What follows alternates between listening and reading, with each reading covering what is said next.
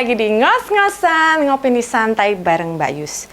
Pasti tidak banyak yang tahu info ini ya toh. Tapi sebelum Mbak Yus cerita mau info apa, Mbak Yus mau mengucapkan selamat ulang tahun buat Bapak Mahfud MD yang ke-67. Semoga sehat selalu ya Pak Mahfud, semangat selalu. Oke. Lanjut lagi. Pasti banyak tidak tahu tentang info ini. Indonesia itu ternyata salah satu negara pengimpor alat sadap terbesar di dunia. Data dari Amnesty International sepanjang tahun 2019 sampai 2021 nilainya itu mencapai 10,87 juta US dollars. Jumlah yang tidak main-main. Alat sebanyak itu buat nyadap sopo toh? Apa yang pakai itu ibu-ibu buat gibah gitu, biar tahu kalau tetangga sebelah beli kulkas atau berantem sama bini tuane gitu. Urusan sadap menyadap itu urusan berat. Kalau nggak hati-hati bakal banyak menyeret orang dalam kasus. Urusan pengadaannya saja coba. Pengadaan alat sadap itu memakai mekanisme penunjukan langsung, bukan melalui lelang terbuka secara elektronis, seperti umumnya pengadaan barang dan jasa biasa. Nah, alat sadap itu memang dianggap sebagai alat khusus sehingga tidak banyak penyedianya. Nggak bisa disamai dengan koyo dhewe tuku telon yang pasar ya toh. Di sini saja ada potensi masalah yang timbul ya para ngoser. Aturan perdagangan internasional kan sangat ketat. Pembelian alat penyadap dalam perdagangan internasional itu melalui pengawasan yang sangat ketat. Alat penyadap ini dianggap sebagai perangkat pertahanan dan keamanan seperti senjata. Perdagangannya hanya bisa dilakukan di antara negara-negara yang memiliki hubungan diplomatik. Tanpa adanya hubungan diplomatik, kedua negara yang berjual beli alat sadap bisa dikenai sanksi. Sementara produsen perangkat penyadapan paling canggih adalah negeri musuh sejuta umat, negara Israel. Alat sadap paling canggih saat ini namanya Pegasus, buatan NSO Group Israel. Canggihnya luar biasa ya. Pegasus ini mulai terkenal sejak kasus pembunuhan jurnalis Jamal Khashoggi. Tanpa perlu mata-mata yang membuntuti keberadaan Jamal, jejak Jamal dengan mudah ditemukan oleh Pegasus. Pegasus ini benar-benar seperti James Bond dalam genggaman. Sejak itu Pegasus menjadi perangkat sadap yang sangat populer di banyak negara, terutama bagi rezim otoriter yang ingin memata-matai musuh politiknya. Nah, ini juga terjadi di negeri tetangga kita yaitu Thailand. Aplikasi Pegasus ditemukan di ponsel sejumlah mahasiswa Thailand yang terlibat dalam unjuk rasa pro-demokrasi. Nah, saat itu mereka menuntut reformasi politik bagi monarki Thailand. Kalau Thailand saja sudah menggunakannya, ya bukan tidak mungkin Indonesia bakal ikut-ikutan ya toh. Serem ya toh. Alat sadap seperti Pegasus dapat disalahgunakan oleh penguasa menjadi alat untuk membungkam atau bahkan untuk mengkriminalisasi mereka yang kritis. Gampang disalahgunakan pokoknya gitu loh. Nah, yang ngeri-ngeri sedap ini loh, selama kurun waktu tahun 2017 sampai 2021 ada 11 kontrak pengadaan alat sadap produksi NSO untuk kepentingan Polri. Semua tender itu selalu dimenangkan oleh PT Radika Karya Utama atau CV Radika Karya Utama. Entah iki milik sopo iki ra ngerti. Masalahnya kemudian yang dibeli adalah produksi NSO Israel dan alat yang dibeli tersebut menggunakan sistem zero click. Sistem yang digunakan pada Pegasus. Nah, dari sinilah muncul dugaan Pegasus itu sudah masuk Indonesia. Tentu saja Polri membantah melalui Kadif Teknologi Informasi Irjen Slamet Uliandi, ya toh. Nah, Irjen Slamet Uliandi ini mengatakan Polri memang menggunakan alat sadap zero click, tapi bukan Pegasus gitu loh. Bersamaan dengan itu, SafeNet Jaringan Kebebasan Berekspresi di Asia Tenggara menemukan indikasi pengiriman alat sadap Pegasus ke Indonesia.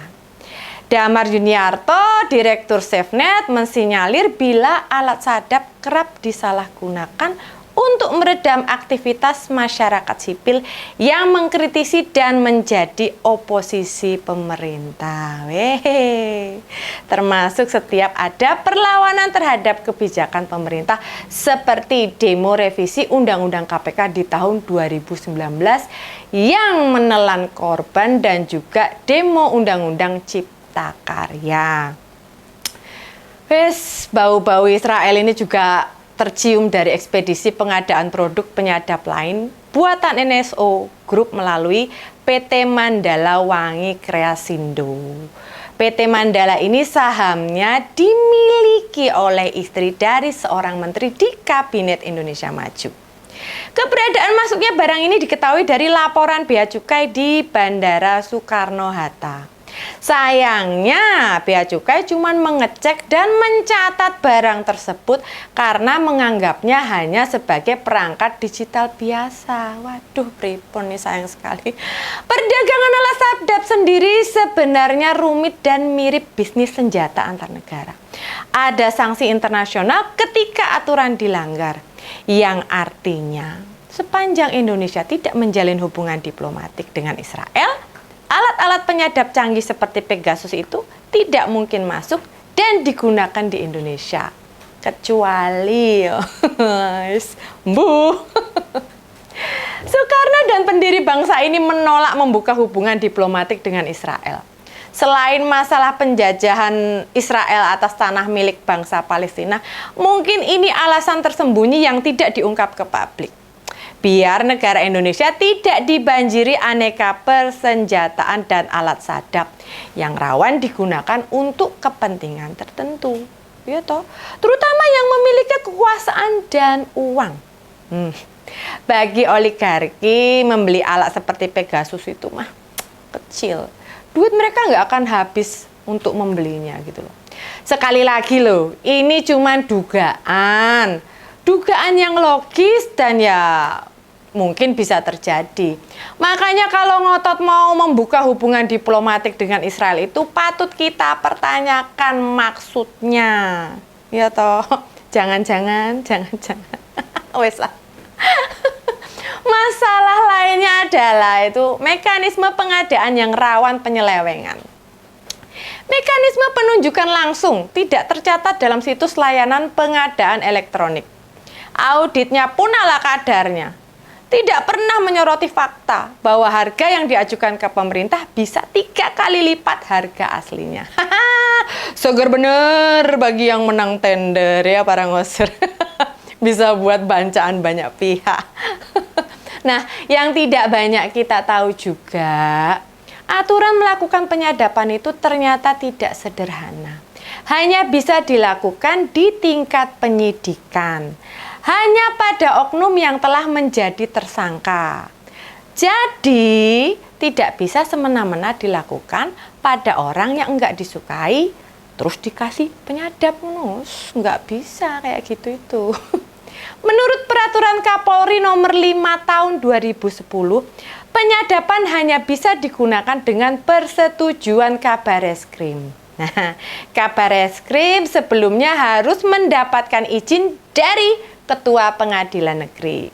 Sedang untuk institusi lain seperti BIN, BNN, dan Kejaksaan, itu penyadapannya hanya dapat dilakukan untuk kejahatan yang dianggap luar biasa.